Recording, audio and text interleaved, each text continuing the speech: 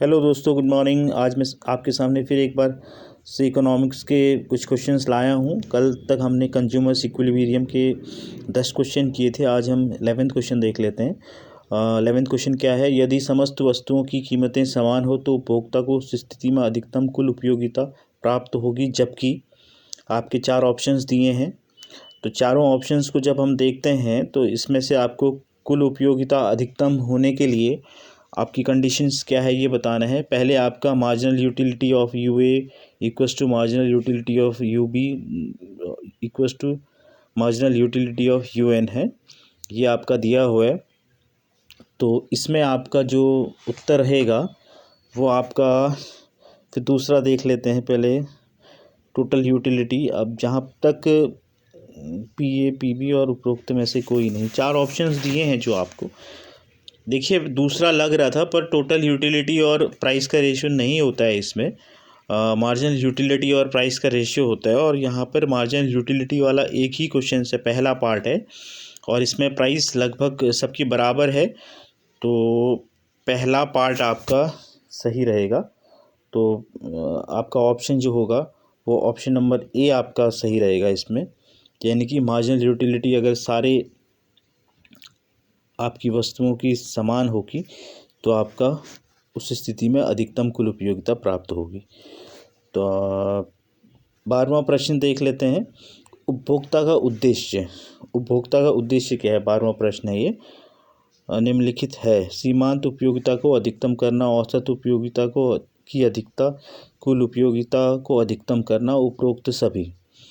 Generally जो रहता है उपभोक्ता का उद्देश्य वो रहता है आपका कुल उपयोगिता को अधिकतम करना, तो इसीलिए आपका पार्ट 3 इसका सही रहेगा।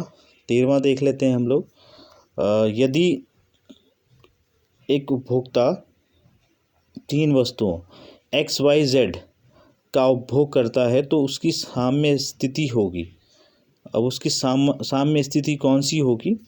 तो कंज्यूमर इक्विलिब्रियम के लिए मैं आपको पहले बता चुका हूँ कि मार्जिनल यूटिलिटी का जो रहता है, तो मार्जिनल यूटिलिटी आपका सेम होनी चाहिए। तो मार्जिनल यूटिलिटी आपकी का रेशियो चेक करते हैं, तो मार्जिनल यूटिलिटी जिसमें सेम होती है, मार्जिनल यूटिलिटी और प्राइस का रेशियो। तो मार्जिनल यूटिलिटी और प्राइस का रेशियो आपका 4th पार्ट में दिया हुआ है। तो मार्जिनल यूटिलिटी और प्राइस का रेशियो 4th पार्ट में है, तो आपका पार्ट नंबर 4 इक्वल है, तो पार्ट नंबर 4 इसका आंसर हो जाएगा। चौथा पार्ट आपका इसका आंसर रहेगा। 14वां देख लेते हैं हम लोग। निम्नलिखित में से कौन सा सिद्धांत मार्शल के नाम से जुड़ा हुआ है? अब मार्शल के नाम से कौन सा सिद्धांत है? पहला पार्ट है आपका उपयोगिता उदासीनता वक्र, लगान का सिद्धांत और मुद्रा पूर्ति का सिद्धांत। तो इसमें मैं आपको बता दूं कि मार्शल उपयोगिता सिद्धांत के साथ मार्शल का नाम जुड़ा हुआ है, तो इसका आंसर होगा पहला वाला। हम 15वां क्वेश्चन देख लेते हैं। एन इकाइयों की कुल उपयोगिता माइनस n-1 इकाइयों की कुल उपयोगिता को निम्नलिखित के बराबर किया जा सकता है। तो n इकाई पहला पार्ट है आपका, n इकाई से प्राप्त उपभोक्ता की बचत, n इकाई की सीमांत उपयोगिता, वस्तु की मांग, और आपका फिर आता है लास्ट चौथा पार्ट है आपका उपभोक्ता की साम्य स्थिति।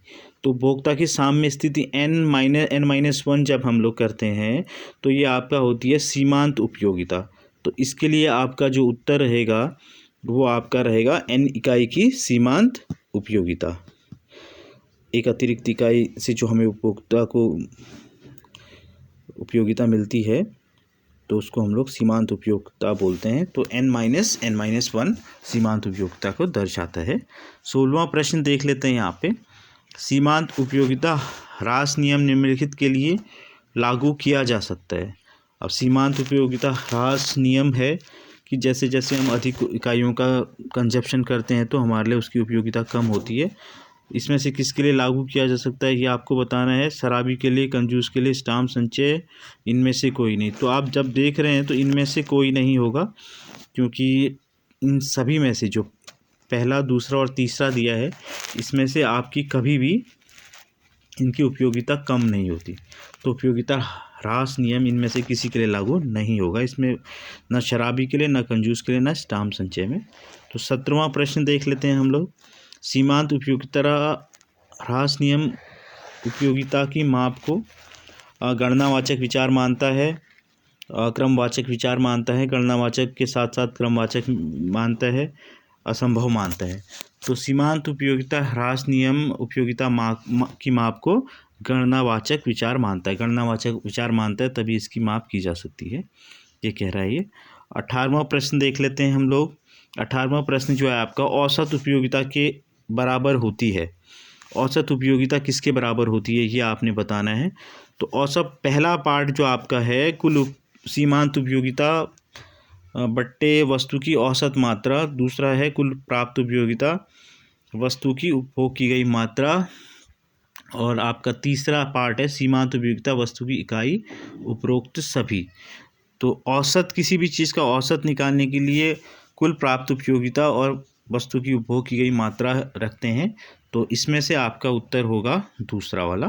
तो ये आपका औसत उपयोगिता के विषय में बिल्कुल सही है, तो इसका उत्तर आपका दूसरा पार्ट होगा। अब देख लेते हैं अगला प्रश्न, 19वां प्रश्न है, सीमांत उपयोगिता कहा जाता है। सीमांत उपयोगिता किसे कहा जाता है ये बताना है। पहला पार्ट है आपका कुल उपयोगिता माइनस औसत उपयोगिता, कुल उपयोगिता में वृद्धि, कुल उपयोगिता प्लस वस्तु की मात्रा, कुल उपयोगिता प्लस औसत उपयोगिता। तो इसका सही उत्तर क्या होगा? उत्तर नंबर 2 जो है इसका, ऑप्शन नंबर 2 जो है, कुल उपयोगिता में वृद्धि। तो कुल उपयोगिता में जो भी वृद्धि होती है हम उसे सीमांत उपयोगिता कहते हैं। अच्छा, 20वां देख लेते हैं। एक वस्तु की उपयोगिता सभी व्यक्तियों के लिए समान होती है, समान नहीं होगी, आवश्यक रूप से धनात्मक होती है, आवश्यक रूप से ऋणात्मक होगी। तो उपयोगिता हमने पहले डिस्कस कर चुके हैं, उपयोगिता किसे कहते हैं। आवश्यकता संतुष्ट करने की शक्ति जो होती है उसे हम लोग उपयोगिता कहते हैं। तो निश्चित रूप से वो समान अलग अलग व्यक्तियों के लिए अलग अलग होनी चाहिए। तो इसमें जो आपका उत्तर रहेगा वो आपका होगा सेकंड पार्ट, समान नहीं होगी। 21वां देख लेते हैं हम लोग। 21वां क्या है हमारा? 21वां जो आपका प्रश्न है वो है कि एक उपभोक्ता जो अपनी उपयोगिता को अधिकतम करना चाहता है, को एक वस्तु ए का उपभोग उस समय बढ़ाना चाहिए जबकि, उपयोगिता अधिकतम करने के लिए एक वस्तु का उपभोग कब बढ़ाना चाहिए ये आपको पूछा गया है। तो पहले है marginal utility less than price बोला है। तो मार्जिनल यूटिलिटी और प्राइस का रेशियो उस वस्तु की प्राइस के बराबर होता है इसमें, तो पहला तो होगा नहीं। दूसरा, मार्जिनल यूटिलिटी ग्रेटर देन नहीं होना चाहिए, दोनों के बराबर ये भी नहीं है। तीसरा, M A less than M U भी, ये भी नहीं लग रहा है। तो इसका उत्तर आपका रहेगा चौथा। उपभोक्ता को एक उपभोक्ता जो अपनी उपयोगिता को अधिकतम करना चाहता है, बढ़ाने के लिए आपका मार्जिनल यूटिलिटी और प्राइस का रेशियो ग्रेटर होना चाहिए, पर यहाँ पर ऐसा कुछ दिया नहीं है, सामने के लिए होता है वो, तो उपरोक्त में से कोई नहीं इसका उत्तर रहेगा। 22वां देख लेते हैं क्या है। निम्नलिखित में से कौन सी विशेषता उपयोगिता में नहीं पाई जाती है? उपयोगिता में जो विशेषता नहीं पाई जाती है वो बताना है। पहला है, उपयोगिता एक मनोवैज्ञानिक विचार है, ये तो है आपका, मनोवैज्ञानिक विचार रहती है उपयोगिता। दूसरा है, उपयोगिता की गणना वाचक माप सदैव की जा सकती है। तीसरा है आपका है, विभिन्न वस्तुओं की उपयोगिता भिन्न भिन्न होती है, ये तो सही है, अलग अलग होती है उपयोगिता। एक वस्तु की उपयोगिता भिन्न व्यक्तियों के लिए भिन्न होती है, ये भी है। तो पहला है, तीसरा है, चौथा भी होता है। तो नहीं पाई जाती है वो गणनावाचक सदैव नहीं की जा सकती। कुछ ऐसी चीज़ें होती हैं जिसकी उपयोगिता हमें गणना करना मुश्किल होता है, तो उपयोगिता की गणना नहीं की जा सकती है, तो सदैव नहीं की जा सकती है। तो 23वां प्रश्न देख लेते हैं हम लोग। जैसे नहीं की जा सकती में फीलिंग्स है, उसकी गणना नहीं की जा सकती है आपकी। कुछ और चीज़ें भी ऐसी हैं जिसकी गणना करना बड़ा मुश्किल होता है। तो 23वां देख लेते हैं हम लोग। 23वां क्या है? निम्नलिखित तालिका में से खाली स्थान पर कुल उपयोगिता की सही संख्या निम्नलिखित होगी। ये आपको बताने की तालिका है, तालिका में भरना है क्या है करके, इसमें कुल उपयोगिता की संख्या भरनी है आपने। पहला जो पार्ट है हमारा, पहला पार्ट क्या है आपका कि आपकी, पहला पार्ट देख लेते हैं इसका क्या है। 20 और टोटल यूटिलिटी इसमें दी नहीं है, तो पहली अगर हम कोई वस्तु का उपभोग करते हैं तो उसके लिए जो हमारी पहली इकाई है उसमें सीमांत उपयोगिता और कुल उपयोगिता बराबर रहती है, तो उसमें पहली आपका 20 ही आना चाहिए। तो इसमें बाकी सबकी किसी की भी नहीं है, तो उत्तर आपका पहला होना चाहिए। इसमें सीधा सीधा है, उत्तर पहला है। थोड़ा सा इसको एक्सप्लेन कर लेते हैं। दूसरा आपका 35 दिया हुआ है, क्योंकि टोटल यूटिलिटी में मार्जिनल यूटिलिटी ऐड करते हैं 35, फिर अगेन टोटल यूटिलिटी में अगले से प्राप्त उपयोगिता को ऐड किया जाता है, तो 35 + 12 47 आ जाएगा। फिर उससे अगला आएगा 47 + 10 करेंगे 57 आना चाहिए, 57 + 8 करेंगे आपका, फिर आपका 65 आ जाएगा। अब जैसे जैसे आती रहती हैं तो वो अगला ऐड करते रहते हैं। टोटल यूटिलिटी क्या होती है कि आपका मार्जिनल यूटिलिटी से जो प्राप्त उसमें ऐड करते रहते हैं हम लोग, इकाई से प्राप्त उपयोगिता बढ़ती रहती है। तो एक स्थिति में ये नेगेटिव भी आती है, तो इसमें आपका पहला ही ऑप्शन बिल्कुल सही होगा। अगला देख लेते हैं। इसमें क्वेश्चन नंबर 24 क्या है? जो 24 है आपका, निम्नलिखित में से किस नियम को गोसेन का द्वितीय नियम कहा जाता है? अब गोसेन के 2 नियम हैं। तो पहला उपयोगिता ह्रास नियम कहलाते हैं, सीमांत उपयोगिता ह्रास नियम है। दूसरा आपका होता है सम सीमांत उपयोगिता का नियम कहते हैं इसको, सम सीमांत उपयोगिता नियम है। तो ये गोसेन का द्वितीय नियम है। तो इसमें ये ऑप्शन नंबर आपका है फर्स्ट, आपका है ऑप्शन नंबर। तो इसमें आप देख लीजिए ऑप्शन नंबर पहला जो है सम सीमांत उपयोगिता नियम को गोसेन का दूसरा नियम कहते हैं। तो ये आपका दूसरा हो जाएगा, सम सीमांत उपयोगिता नियम। उसके बाद हम लोग अगले प्रश्न की ओर जाते हैं। अगला प्रश्न हमारा क्या है? सीमांत उपयोगिता ह्रास नियम। सीमांत उपयोगिता ह्रास नियम की मुख्य मान्यता क्या है, ये आपको बताना है कि इसकी मुख्य मान्यता क्या है। वस्तु की सभी इकाइयां समरूप होनी चाहिए, वस्तु का उपभोग एक समय पर होना चाहिए, उपभोक्ता की मानसिक स्थिति समान होनी चाहिए, और उपरोक्त सभी बोला गया है। तो सीमांत उपयोगिता ह्रास नियम का मान्यता ये है कि उपरोक्त सभी होनी चाहिए। इसमें आपका सभी आएगा, वस्तु की इकाइयां भी समरूप होनी चाहिए, वस्तु का उपभोग भी एक ही समय पर होना चाहिए, उपभोक्ता की मानसिक स्थिति भी सही होनी चाहिए, एक ही समान होनी चाहिए। अगला प्रश्न देख लेते हैं। उसके बाद हम क्या है हमारा अगला प्रश्न जब हम देखते हैं तो आपका 26 नंबर का प्रश्न है। ये 26 नंबर का प्रश्न देख लेते हैं क्या है। आपका 26 नंबर का जो प्रश्न है वो है आपका, उपयोगिता सिद्धांत के अंतर्गत उपभोक्ता अपनी औसत उपयोगिता को अधिकतम करना चाहता है, कुल उपयोगिता को अधिकतम करना चाहता है, सीमांत उपयोगिता को अधिकतम करना चाहता है, या उपरोक्त सीमांत और कुल औसत उपयोगिता को अधिकतम करना चाहता है। तो उपयोगिता सिद्धांत के अंतर्गत हम पहले भी इस लगभग ऐसा ये क्वेश्चन कर चुके हैं कि उपभोक्ता अपनी कुल उपयोगिता को अधिकतम करना चाहता है। तो इसमें उसका उत्तर होगा दूसरा वाला, कुल उपयोगिता को अधिकतम करना। अब हम 27वें प्रश्न की ओर जाते हैं।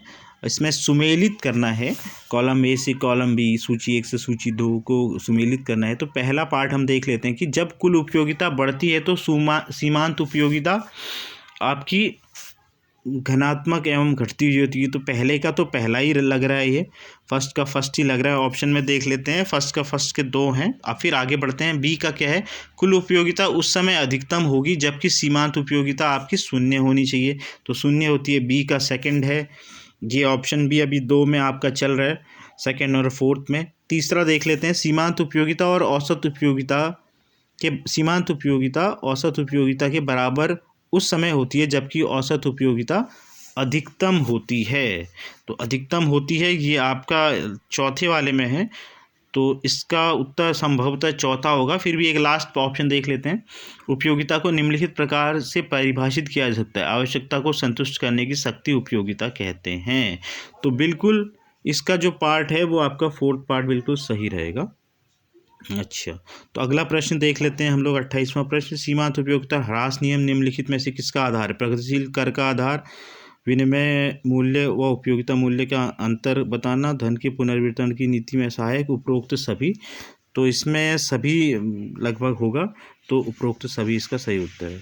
धन्यवाद, आपका दिन शुभ हो। आपको वीडियो अच्छी लगी तो प्लीज़ इसे लाइक और शेयर ज़रूर कर लेना। धन्यवाद।